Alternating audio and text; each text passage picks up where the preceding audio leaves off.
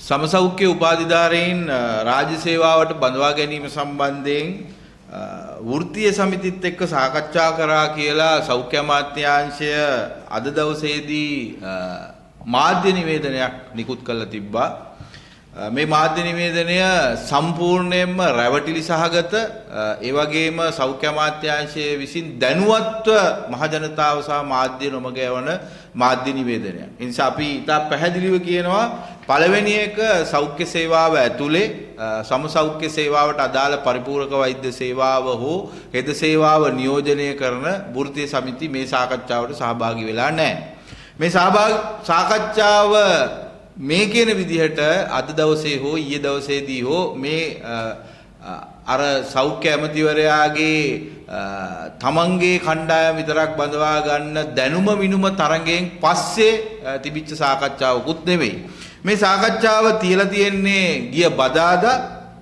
ඒ ගිය බදාදා මේ සාකච්ඡාව තියලා තියෙන්නේ නලින්ද ජයතිස්ස ඇමතිවරයාගේ ඔහු විසින් හදපු මාස 3කට නොවැඩි වෘත්තීය සමිති කියා ගන්නා කීප දෙනෙක් එක්ක. ඒතර මේ වෘත්තීය සමිති වල නම් මේකේ දාලා තියෙනවා. මේ වෘත්තීය සමිති අපි ඉල්ලනවා පුළුවන් නම් වෘත්තීය සමිති ආඥාපනත යටතේ කොහේ හරි ලියාපදිංචි වෙච්ච ඒවා මේ අතර තියෙනවද කියන එක තහවුරු කරන්න කියලා මේ ඒගොල්ලන්ට කැමති නම් දාලා කැමති වෘත්තීය සමිති දාලා කැමති විදිහේ කණ්ඩායමක් ගෙනල්ලා කැමති විදිහේ සාකච්ඡාවක් කළා කැමති විදිහේ තීරණයක් අරගෙන තියෙනවා. මෙතන ඉන්නේ සම්පූර්ණයෙන්ම ජනතා විමුක්ති පෙරමුණේ කාඩර්වරු. ඒතකොට මේ කාඩර්වරු ගෙනල්ලා වෘත්තීය සමිති සාකච්ඡාවක් කරා කියලා කියන්න තරම් නලින්ද ජයතිස්ස බංකොලොත් වෙලා තියෙනවා. ඒ වගේම මේ වෘත්තීය සමිති කියා ගන්නා අය දිහා අපි විමසිල්ලෙන් බැලුවාම අපිට පේනවා මේ අයගේ සමහර දූ දරුවන් මේ පෞද්ගලික විශ්වවිද්‍යාලවල සහ KDU එකේ අධ්‍යාපනය ලැබලා රාජ්‍ය සේවාව ඇතුළට එන්න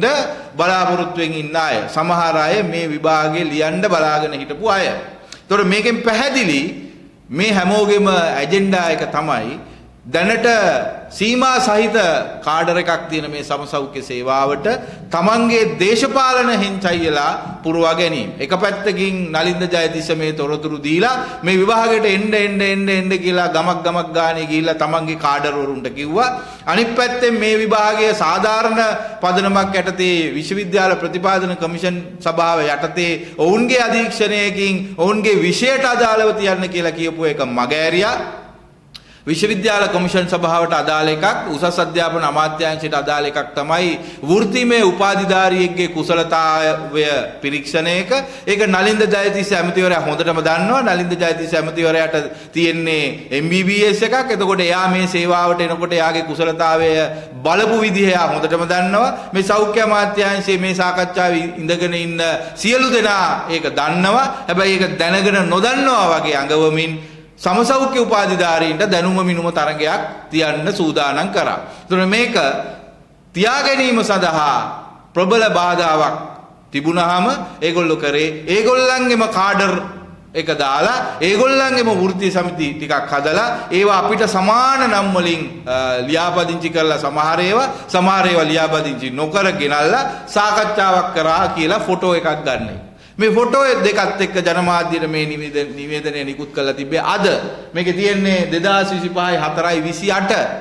මේ නිවේදනයට අනුව සෞඛ්‍ය අමාත්‍යාංශය කියන්න උත්සාහ කරන්නේ අද දවසේදී සාකච්ඡාවක් කරලා අර ඊයේ තිබ්බ දැනුම මිනුම තරඟයට එකඟතාවයක් වෘත්තීය සමිති පළ කරා කියලා. ඒක සම්පූර්ණයෙන්ම පට්ටපල් අමූලික බොරුවක්. ඒ වගේම ආයෙත් අපි කියනවා මේ වේදිකාවේ ඉඳගෙන ඉන්න වෘත්තීය සමිති නායකයන්ගෙන් සමහරු පෞද්ගලික විශ්වවිද්‍යාලවල උගන්වන අය.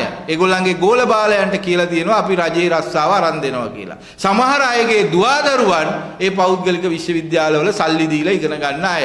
ඒ අයට උවමනාවක් තියෙනවා රජයේ සේවාවට ඇතුල් වෙන්න. මේ සීමා සහිත කාඩර් එක ඇතුලේ හරි විදිහට විභාගයක් තිබ්බොත් ඒගොල්ලන්ට සමත් වෙන්න බෑ කියලාත් ඒගොල්ලෝ දන්නවා. එතකොට දැන් සෞඛ්‍ය අමාත්‍යාංශයේ බලහත්කාරයෙන් ඊයේ දැනුම මිනුම තරඟයේ තිබ්බා. ඒ අතර පොලිසියට කියලා තිබ්බා බොරුවක්. ඒකත් අමූලික බොරුවක්. අපි උද්ඝෝෂණයක් කරන්න යනවා කියලා වාරණ නියෝගයක් කරන් තිබ්බා. එහෙම කිසිදු සැලසුමක් අපේ තිබ්බේ නැහැ. මොකද අපි දන්නවා මේ රටේ මේ සේවාවට ඇතුල් වෙන්න නිශ්චිත වශයෙන් සුදුසුකම් සපුරලා තියෙන සමසෞඛ්‍ය උපාධිධාරීන් කවුරුත් මේ විභාගයට එන්නේ නැහැ. ඒගොල්ලෝ එන්නේ නැත්තේ ස්වේච්ඡාවෙන්. ඒගොල්ලෝ දන්නවා මේකේ කරන්න යන්නේ මොකද්ද කියලා. ඒ නිසා ඒගොල්ලන්ට බලහත්කාරකම් කරන්න හෝ බලපෑම් කරන්න හෝ වෘත්තීය සමිති විදියට අපිට අවශ්‍යතාවයක් නැති බව සෞඛ්‍ය අමාත්‍යාංශයේ හොඳාකාරවම දැනගෙන පොලිසියට බොරු කියලා උසාවි නියෝගයක් අරන් තිබ්බා. ඉතින් ඊයේ දවසේ එහෙම සිදුවීමක් වුණේ නැහැ. දෙවනි බොරුව නලින්ද ජයතිස්ස ඇමතිවරයා ඊයේ දවසේ රංගපෑමක් විදියට උසාවියත් නොමග යවලා තිබ්බා. තුන්වෙනි කාරණාව තමයි අපි දැන් පැහැදිලිව ඔප්පු කරලා තියෙනවා ඊයේ දවසේ කවුද විභාගයට උත්තර ලිව්වේ.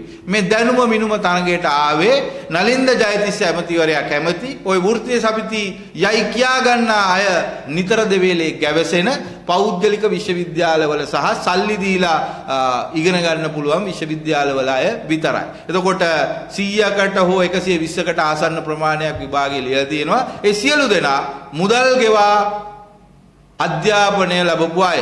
අපි මුදල් ගෙවලා අධ්‍යාපනය ලැබනවාට විරුද්ධ නැහැ. නමුත් රාජ්‍ය විශ්වවිද්‍යාලවල නිදහස් සෞඛ්‍ය සේවාව රැක ගන්නවා ඒගොල්ලන්ට අත්තටු දෙනවා කියව නලින්ද ජයතිස්ස කරේ.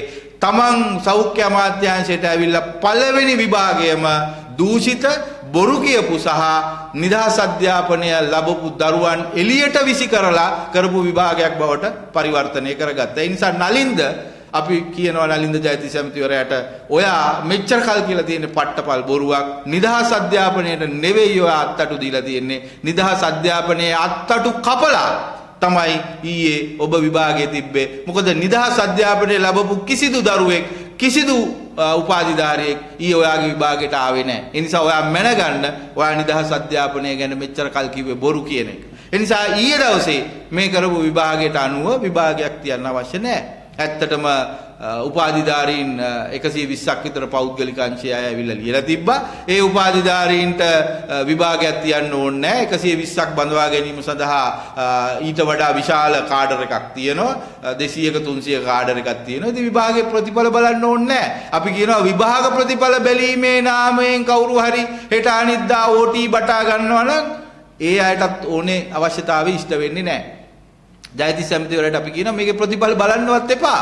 මොකද ඔයාට ඕනේ මේ පෞද්ගලික අංශයේ කණ්ඩායම රාජ්‍ය සේවාවට ඇතුල් කරන්න නම් නිදහස් අධ්‍යාපනයේ දරුවන්ගේ තටු කපන්න නම් නොබලාම බඳවා ගන්න. මොකද බඳවා ගැනීමේ හැකියාව තියෙනවානේ. කාඩර් එක ඕන තරම් තියෙනවානේ. 120ක් බඳවා ගැනීමේ තරංගයක් නැහැනේ. එතකොට තරංගේ නැති කරලානේ තියෙන්නේ. තරංගය සම්පූර්ණයෙන්ම පෞද්ගලික අංශයට දීලානේ තියෙන්නේ. දන් දීලානේ තියෙන්නේ. ඒ නිසා ওই රිසල්ට්ස් බලන්න ඕනෙත් නැහැ. ඒවා බලලා මේ රටේ මිනිසුන්ගේ සල්ලි වියදම් කරන්න ඕනෙත් නැහැ. කරුණාකරලා ඒ අයව පුළුවන් නම් එවන්න සෞඛ්‍ය සේවාවේ ඔය කියන සීමාවාසික පුහුණුව කරවා ගන්න. අපි පැහැදිලිවම වෘත්තිකයෝ විදියට තීරණයක ඉන්නවා. මේ රටේ නිදහස් අධ්‍යාපනය ලැබපු විශ්වවිද්‍යාල දරුවන්ට අසාධාරණයක් කරලා නම් මේ බදවා ගැනීම කරන්න යන්නේ. එහෙම තත්ත්වයක් යටතේ කිසිම කෙනෙකුට අපි සීමාවාසික පුහුණුව ලබා දෙන්නේ නැහැ.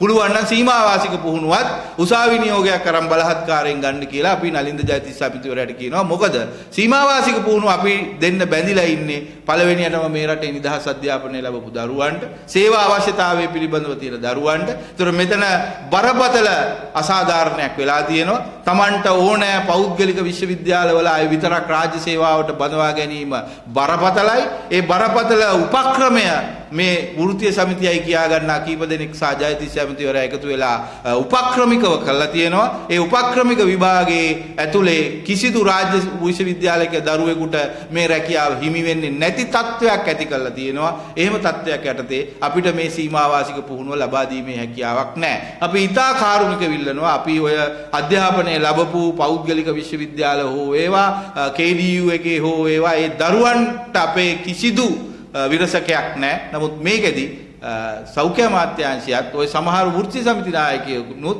අනිත් අයට අසාධාරණයක් කරලා බලහත්කාරයෙන් උදුරා ගන්න යනවා නම් මේ රැකියාව අවස්ථාව ඒකට අපිට ඉඩ දීමට හැකියාවක් නැහැ. ඒ නිසා අපි මේ සම්බන්ධයෙන් ඉදිරියේදී ඉතා නිශ්චිතව කටයුතු කරන්න බලාපොරොත්තු වෙනවා. ඒ වගේම නලින්ද ජයතිස්ස ඇමතිවරයාට කියනවා මේ බොරු ප්‍රවෘත්ති වාර්තා යවන්න එපා මාධ්‍යයට. මේ සාකච්ඡාව ඊයේ දවසේ කෙරුච්ච එකක් නෙවෙයි. අද දවසේදී හදිස්සියේ මෙහෙම එකක් යවන්නේ මාධ්‍ය රවට්ටන්න. ඒ වගේම ඔබ සාකච්ඡා කරපු වෘත්තීය සමිති කියන්නේ මේ බිමේ ඉන්න වෘත්තීය සමිති නෙවෙයි. ඒ ඔයාගේ කාඩර්වරු, ඒ අය ඔයාගේ කාඩර්වරු වගේම මේ විශ්වවිද්‍යාලවල කරක් ගහන පෞද්ගලික විශ්වවිද්‍යාලවලින් එක එක දේවල් ලබා ගන්න කණ්ඩායම. ඉතින් ඒගොල්ලෝ හරි සතුටුයි. Taman සල්ලි අරගෙන උගන්නන සල්ලි දීලා ඉගෙන ගන්න තැන් වලින් ඉන්න දරුවන්ට වාසියක් විශේෂ වාසියක් අත් වෙනවට. ඉතින් ඒ අයට අවශ්‍ය මේ රාජ්‍ය විශ්වවිද්‍යාලවල ඉන්න දරුවෝ ටික විසි කරලා පෞද්ගලික විශ්වවිද්‍යාලවල දරුවන්ට මේකේ ඉඩ කඩ හදන්න. ඉතින් අපිට තීරණයක් ගන්න ඉඩ අරින්න එපා. කරුණාකරලා අපි නැවත ඉල්ලන්නේ මේක සාකච්ඡා කරලා මේ ප්‍රශ්නය විසඳන්න. ජයතිස් ඇමතිවරයා බලහත්කාරයෙන් තිබ්බ විභාගය මේ වෙනකොට ෆේල් කියන එක පැහැදිලිවම ඔප්පු කරලා ඉවරයි.